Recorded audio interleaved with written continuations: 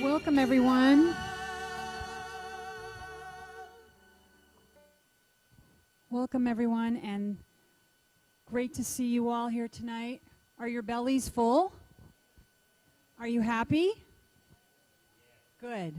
Well, it is really my pleasure tonight to introduce a dear friend of mine and my family's, and very excited to hear about this topic, which I think is a very important topic, and that is a topic of spiritual parenting.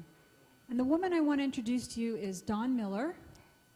Dawn Miller is a writer, she's a painter, a world traveler, a mother, and a grandmother. She became interested in the spiritual education of children after her first child was born.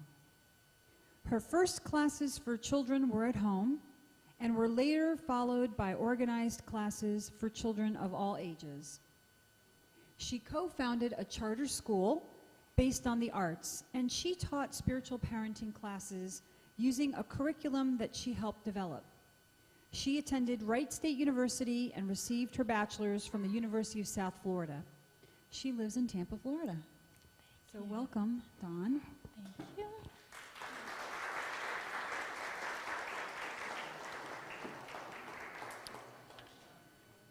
Good evening, friends. First of all, I'd like to say thank you to all the people that brought the food. Thank you so much. And I'd like to know how many people here are parents. Raise your hand. And how many people are grandparents?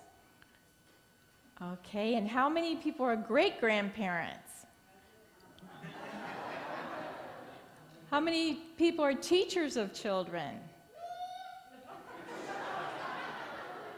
He wants to be a teacher of children. And how many people were children once? Raise your hand.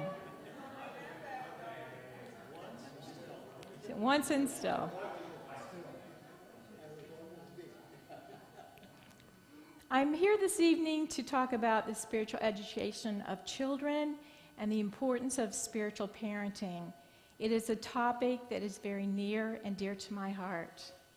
I'm going to be first talking a little bit about my life and my own parenting journey, and then I'm going to tell you why I wrote this book. And I'm also going to share some beautiful quotes by Abdu'l-Baha on child's education. In 1970, I graduated from high school, and it was a very serious time back then. We'd lived through segregation and the civil rights movement, and the Vietnam War was going on. I met my husband Rick after we returned from Vietnam, and he had seen the worst that people can do to one another. So after we got married, we were looking for something to give our life meaning, and we found this in the Baha'i faith. One of the principles that we really liked was the oneness of humanity.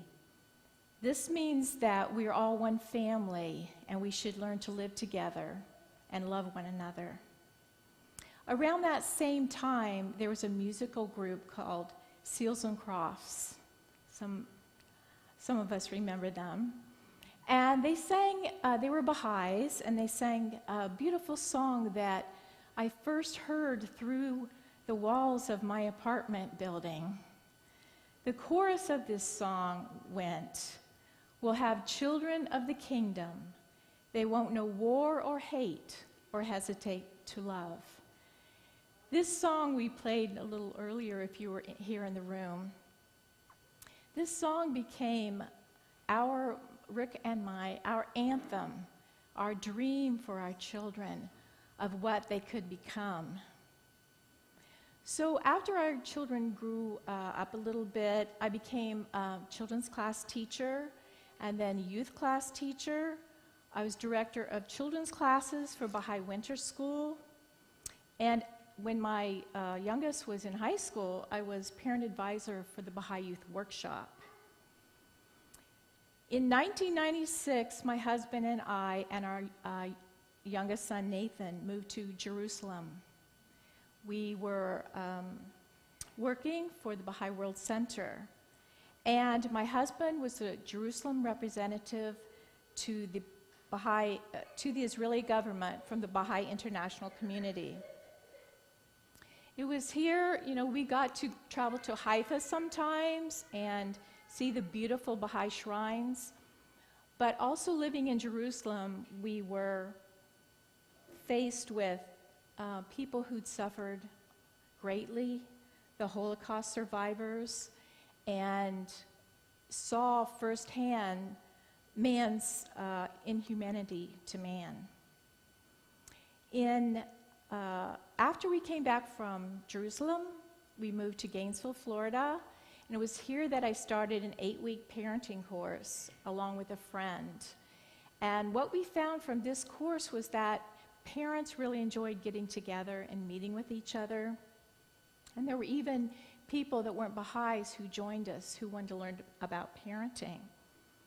What I found from this 8-week parenting course was that it was every Sunday morning for an hour during children's classes.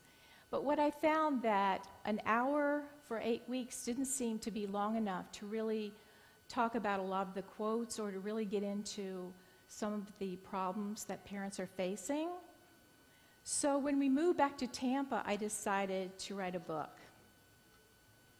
And I named this book, Children of the Kingdom, a Baha'i approach to spiritual parenting, because it was our dream for our children from that song.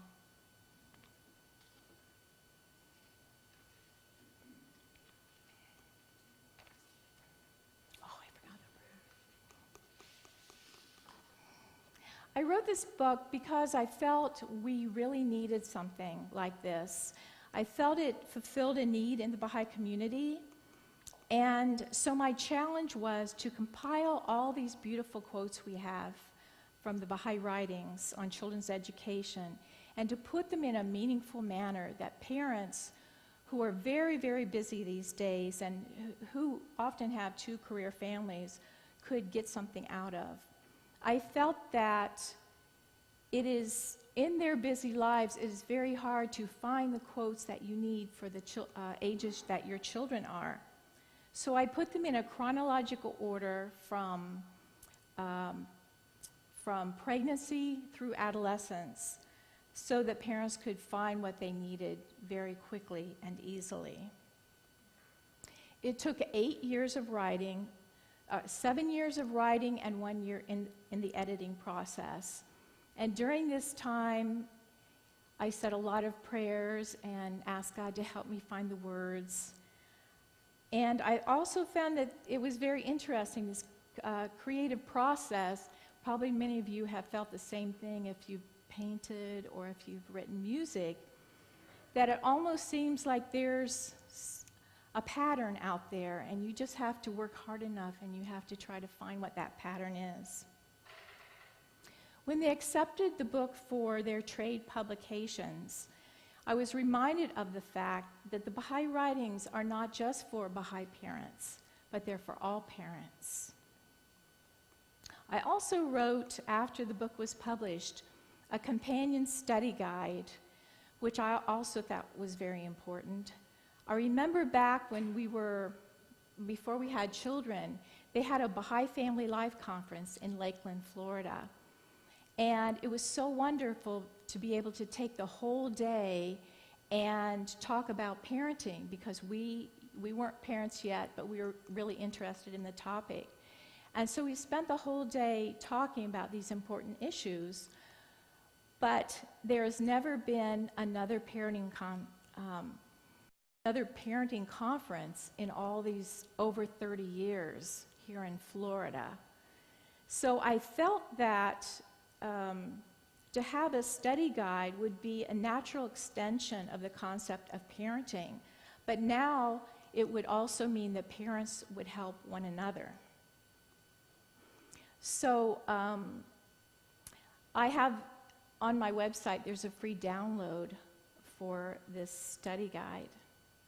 I believe that it's really important that we start a grassroots movement of parenting classes and to share the Baha'i writings with everyone. I think that strong parenting classes and strong children's classes make strong Baha'i communities. And I'm so happy that Sheila and Bill have decided to be the first ones to do these classes. Sheila and her family meant a lot to our family. They really were the first people that showed us what a Baha'i community was all about. So it seems only fitting that she should be, and Bill should be, one of the first ones to start these classes. So let's talk a little bit about what spiritual parenting means. When I was a young mother, I did not know what to do. I was a new Baha'i. I had no idea. At that time, there were no parenting classes. There were no children's classes.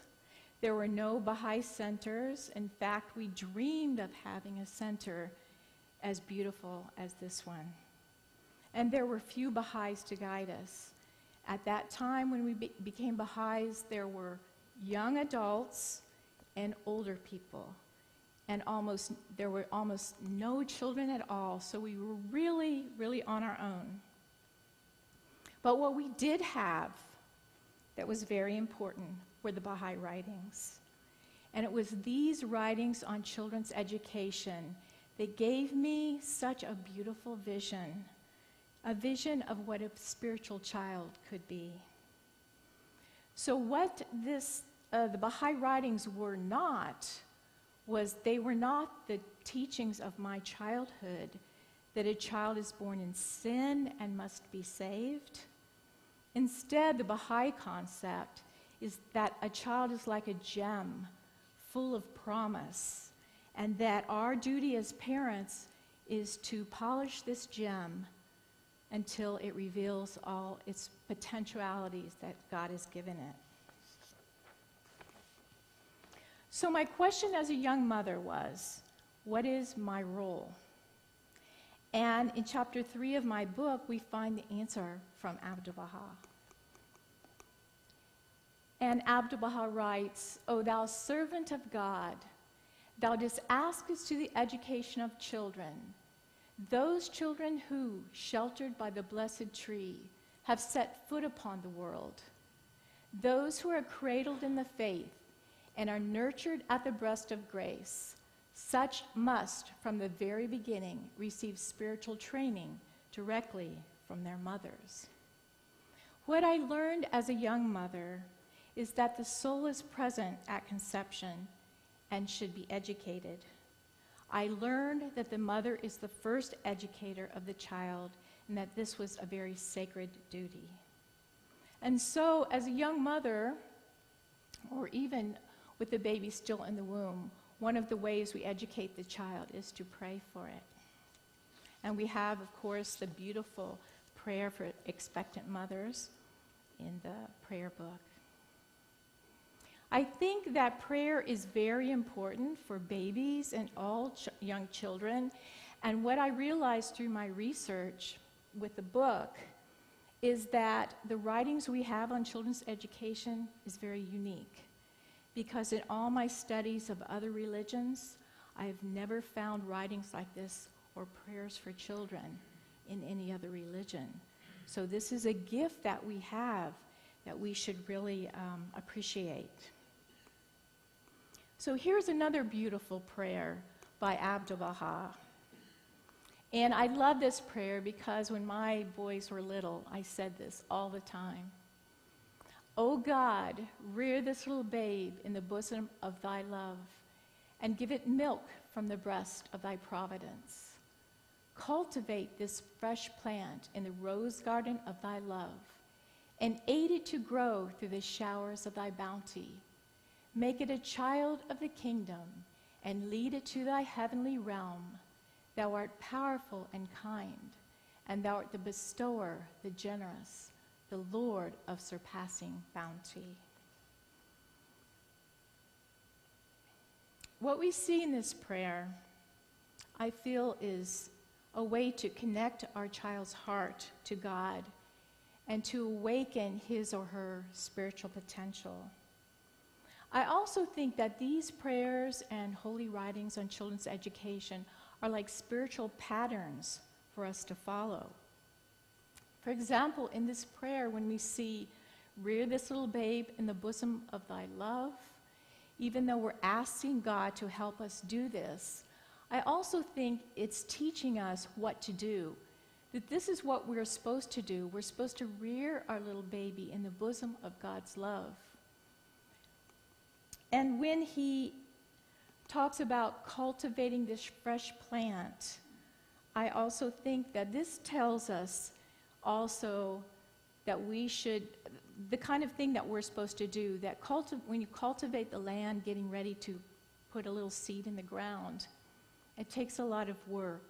You're hoeing the land, you're taking the weeds out, you're working. It takes work to make this little plant grow. So I do think when we study these prayers, we should look a little deeper, not just say them, but look a little deeper. I also find it interesting that Abdu'l-Baha uses nature as a metaphor for the spiritual world. He often uses the theme of the garden when he's talking about children and that we are the caretakers and our children are like the flowers. It reminds me of a story that a Native American friend told me about how his grandfather taught him spiritual principles through the use of nature. And he told me when he was a little boy, his grandfather told him to watch a little snail crawling on the ground. And he should watch that until he learned something. And when he learned something, he should come back and tell his grandfather. So the little boy sat there, and he got very tired and very bored and had no idea what he was supposed to be doing. But he respected his grandfather, so he sat there and watched the snail. And as he watched the snail crawl over the little sticks and the little pebbles, it finally dawned on him that he was learning something. And what he was learning, of course, was patience and persistence. So I think when we read the prayers and writings and nature with nature as a theme, we should think about what we're learning from these things. So my next question as a young mother was, what else should I do? I knew I should pray, but there had to be other things. So we have another quote by Abdu'l-Baha, and he writes, "The mother must continually call God to mind and make mention of him and tell of his greatness and rear the child gently in the way of tenderness and extreme cleanliness." Those of us who are parents know that gentleness is very important with our children. Tenderness, it's a quality of being sensitive to our children, being loving. This is also very important. And then we see Abdu'l-Baha tells us to continually call God to mind. So what does this mean, to continually call God to mind? I think part of what he's telling us to do, of course, is to pray with our children. I had a friend who read my book, and she said she was about a Baha'i for about 3 years. She said it's the first time they started saying prayers with their children at night, and their children were ages 3 to 15. That's one way we call God to mind. Also, reading the prayers or reading the Baha'i writings, singing with our children, singing the prayers. These are some of the things I did with my children to call God to mind. Another thing I think we can do with our children to call God to mind is going out in nature and experiencing the wonderful world that God gave to us, and reminding our children this is God's creation, looking at the stars outside and the vast ocean of stars and sharing these things with our children. I think sometimes we forget nature. We're so busy in our lives, and we forget that this is also a way that we can tell our children about God. The Baha'i writings also in other passages tell us that we need to, as Abdu'l-Baha says, train them in all the perfections of humankind. These perfections are the virtues like generosity and love and kindness. These are very important for our children also. I think that when we teach our children these virtues, it shows them what it means to be truly human, what it means to be spiritual beings. So my next question as a young mother was, what will happen if I do all these things with my children? And Abdu'l-Baha gives us the answer. He writes, "Thus, from the very beginning of life, every child will be refreshed by the gentle waftings of the love of God and will tremble with joy at the sweet scent of heavenly guidance. In this life, the beginning of the process, it is the essential basis of all the rest." Do you remember the last time that you trembled with joy? Perhaps it was when you had looked on the face of your newborn child. Perhaps it was when you went to the Baha'i shrines in Haifa. Do you remember trembling with joy? This is the gift that we give our children when we teach them these beautiful prayers and writings. This also reminds me of the prayer, "Refresh and gladden my spirit, purify my heart, illumine my powers." If we do these things with our children, the child's soul is refreshed, purified, and illumined. So now let's talk a little bit about the father's role. And I have another quote that I was hoping a young father might like to read for me. Or an older father?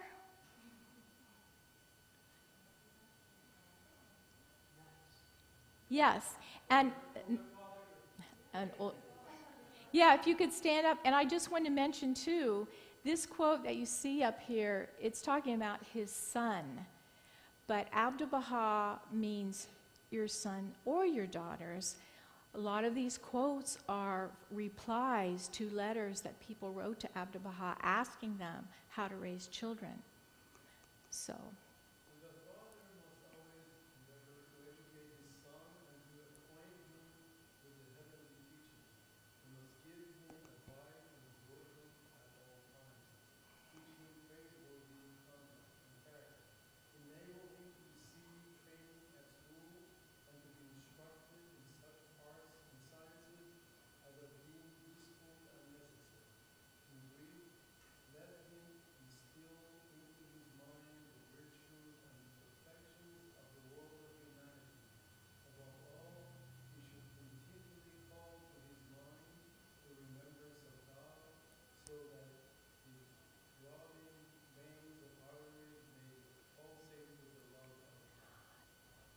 Thank you, thank you. This is a lot here, right? It's a big responsibility, and if you're a new father for the first time, you're wondering about all these many things. So let's break this down a little bit so we understand it better. First of all, Abdu'l-Baha tells the father to call to his children's mind the remembrance of God. This is the same thing as we saw in the other quotes when Abdu'l-Baha asked the mother to call God to mind. And we notice in the last sentence of this, so that his throbbing veins and arteries may pulsate with the love of God. Pulsate, when the blood goes through our bodies, it goes in and out of our hearts. It gives us life. And I think he uses these images to let us know also that these writings from Baha'u'llah and Abdu'l-Baha, they are what give us life also. Also, the father is told to instill into his children's minds the virtues and perfections of the world of humanity. This is also the mother's role. We talked about the virtues. Some of these virtues are conduct and character. And this is part of the father's role. Also, acquaint his children with the heavenly teachings. Help his children receive training in the arts and sciences. The arts and sciences are very important in the Baha'i faith. Getting a good education is stressed. And one more thing the father has in other passages is that the father has the primary responsibility for the financial support of the family.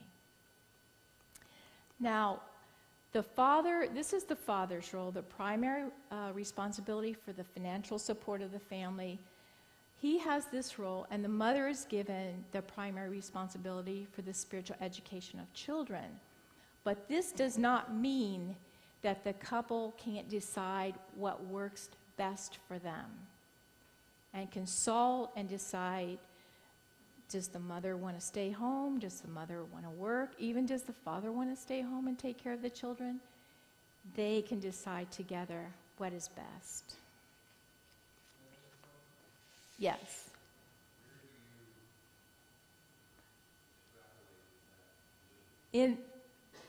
There's quotes, there's other quotes that talk about that. And actually, there's a quote in the book that talks about that. And the Universal House of Justice goes into more detail about that topic.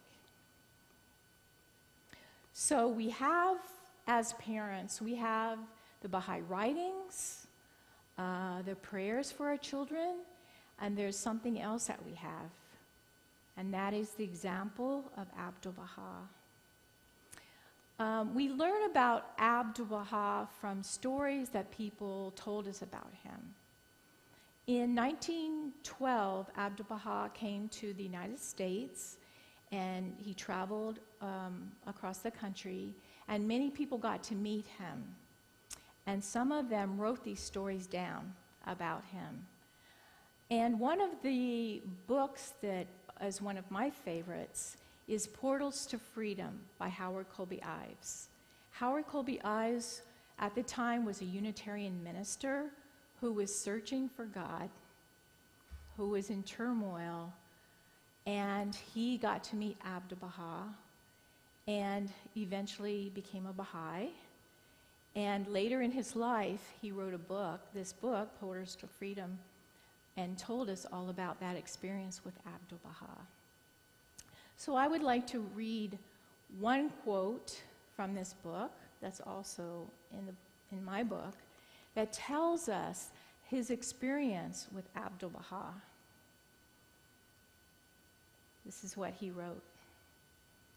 His lightest word, his slightest association with the soul was shot through with an illuminating radiance, which lifted the hearer to a higher plane of consciousness.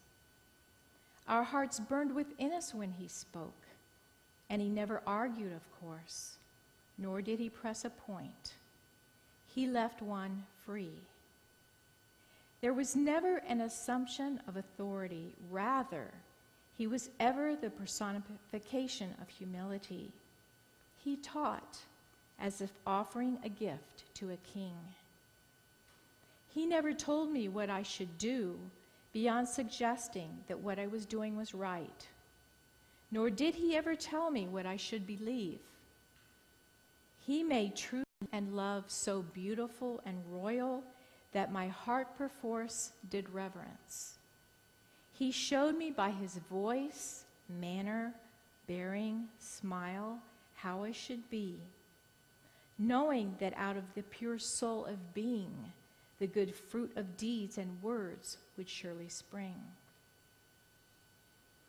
I think we learn a lot about what kind of people we should be through these stories of Abdu'l-Baha.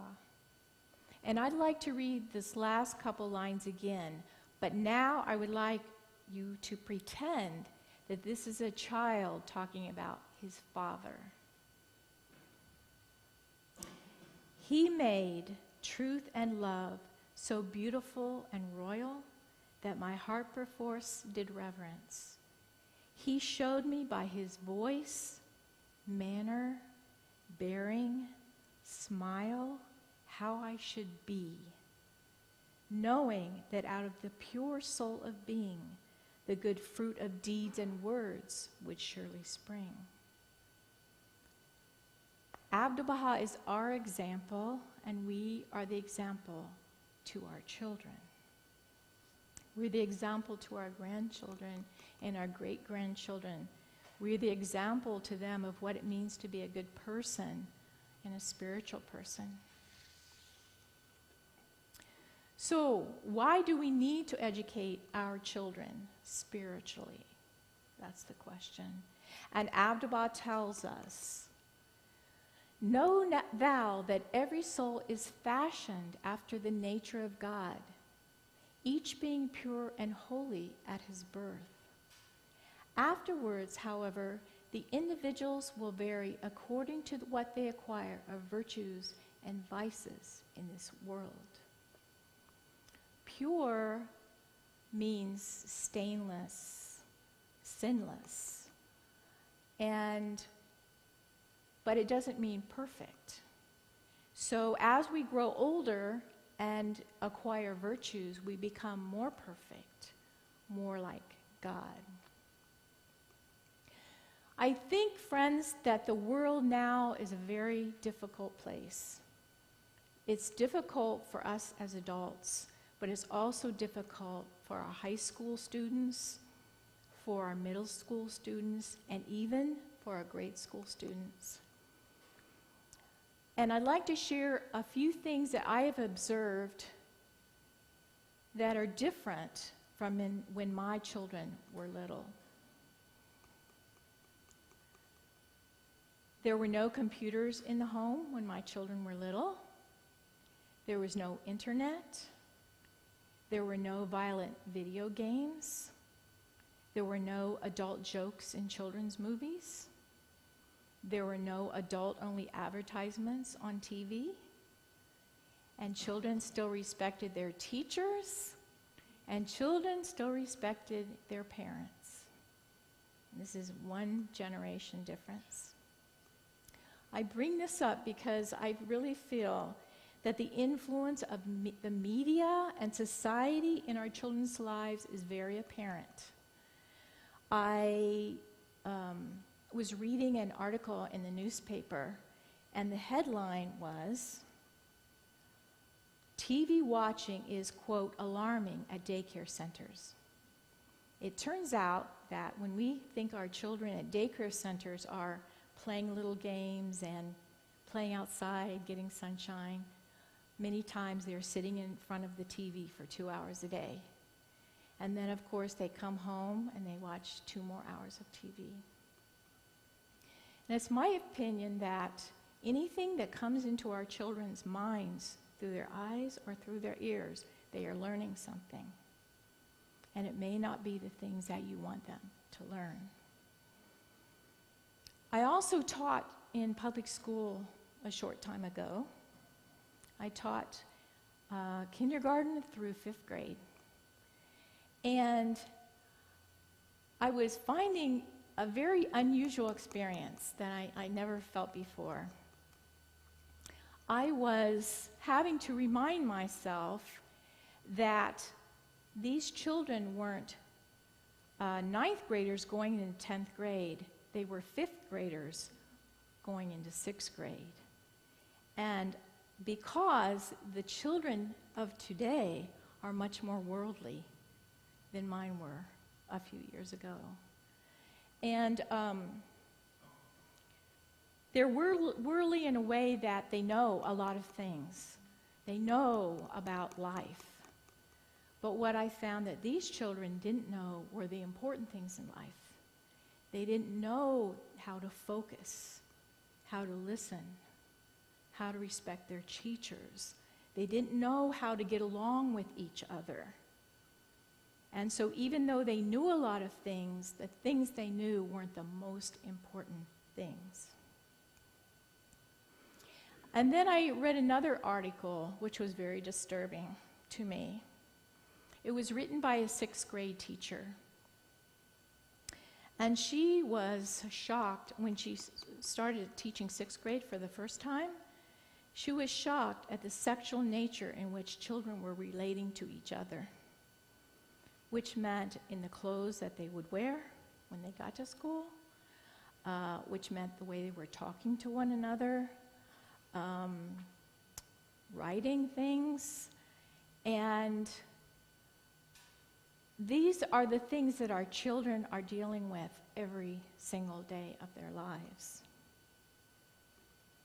What made me so sad when I read this article that I got tears in my eyes were that these children didn't know that they were spiritual beings.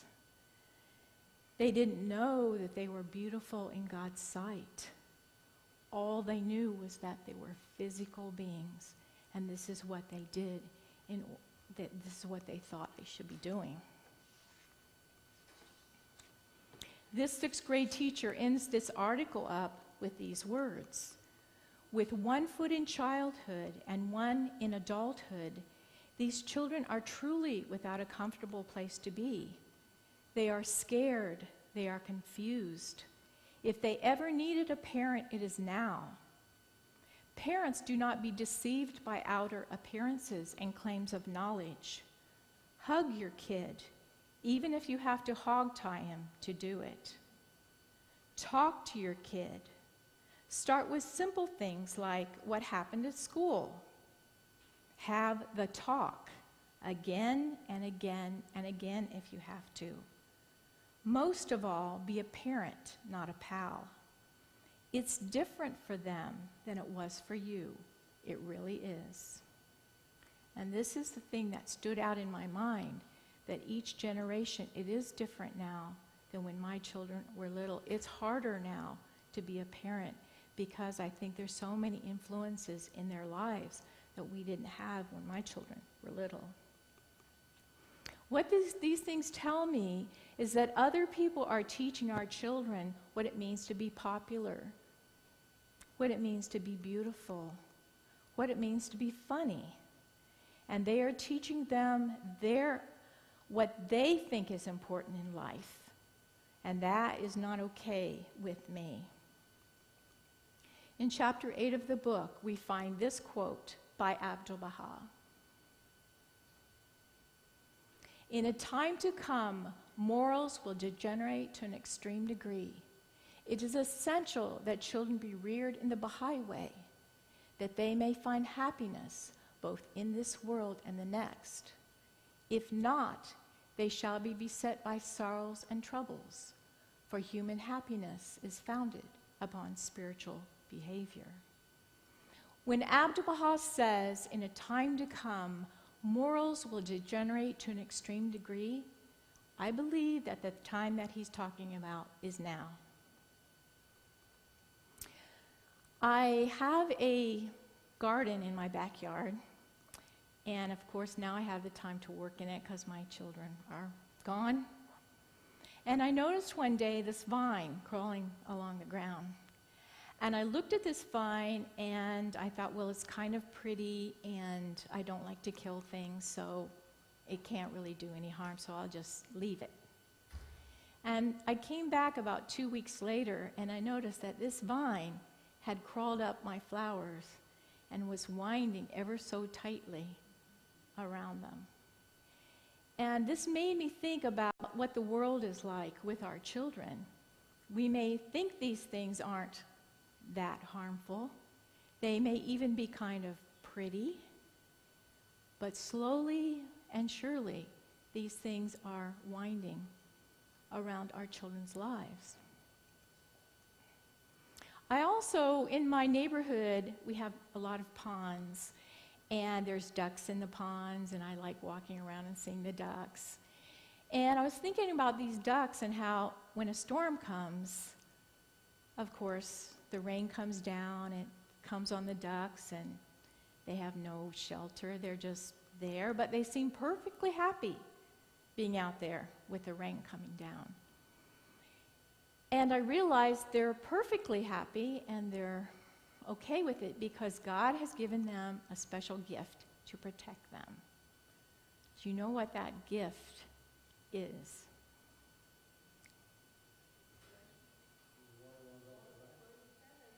Oily feathers, exactly. God gave them the oil in their feathers so that when the storm comes, it can be swirling around them, but it will just run right off their body, and it won't come in, won't make them sick, won't give them pneumonia. It just runs right off. I like to think of the Baha'i writings like this oil, because with the Baha'i writings and the prayers and all these beautiful things we teach our children, no matter what is happening around them, and things are happening around them all the time, a turmoil,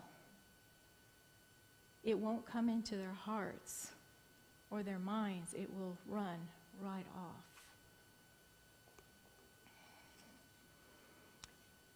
I think it's important to have a balance with our children between the material and the spiritual. And some of these sixth grade children only knew the material. They didn't have the balance of the spiritual in their lives.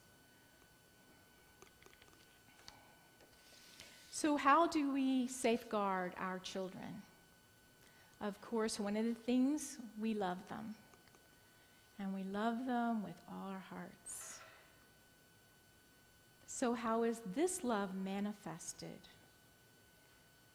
I think some of the ways we help our children safeguard them is to show them affection. Very important to touch them, hug them, show them that we care. Talking with our children,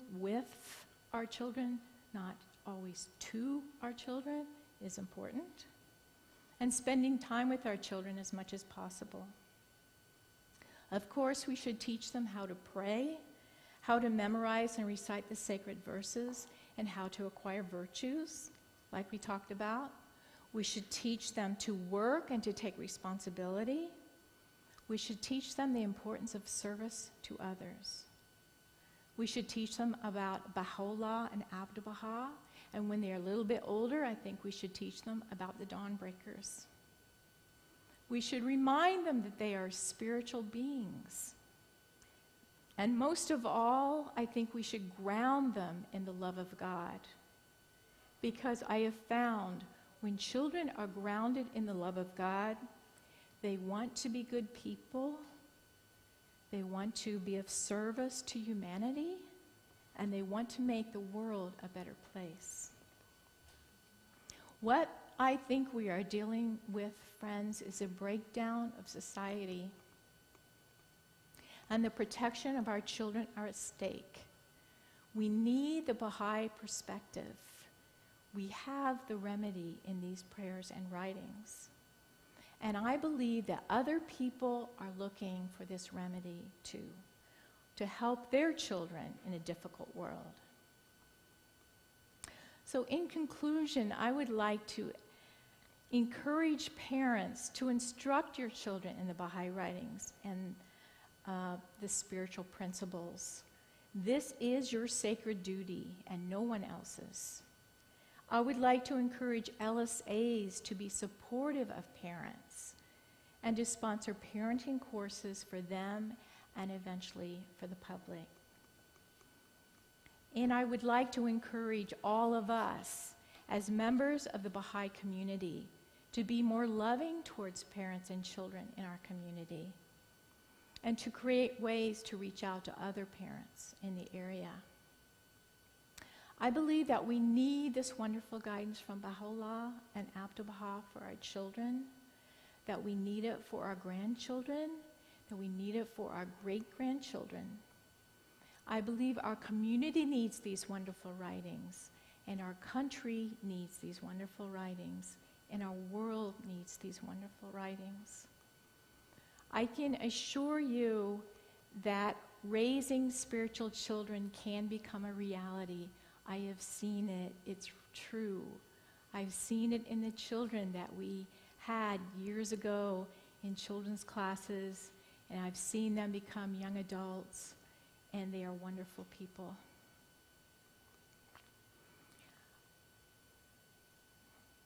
I think if we raise children with the love of God and with loving parents, they can grow up to be respectful, wise, courteous, kind, and that they will love all peoples of the world. These children are our future, and they are the future of our world. So one last quote I would like to share with you is one that I love all of these quotes, and I enjoyed so much when I was writing the book, the fact that I could spend time with these quotes and I read them over and over and over, and all these years that it took me to write the book, I never got tired of reading these quotes because they are so loving and so beautiful. So the last quote we have is this one. The education and training of children is among the most meritorious acts of humankind, and draweth down the grace and favor of the All-Merciful. For education is the indispensable foundation of all human excellence, and alloweth man to work his way to the heights of abiding glory. If a child, and this is a promise from Abdu'l-Baha, if a child be trained from his infancy, he will, through the loving care of the holy gardener, drink in the crystal waters of the Spirit and of knowledge, like a young tree amid the rilling brooks. And certainly he will gather to himself the bright rays of the sun of truth, and through its light and heat will grow ever fresh and fair in the garden of life.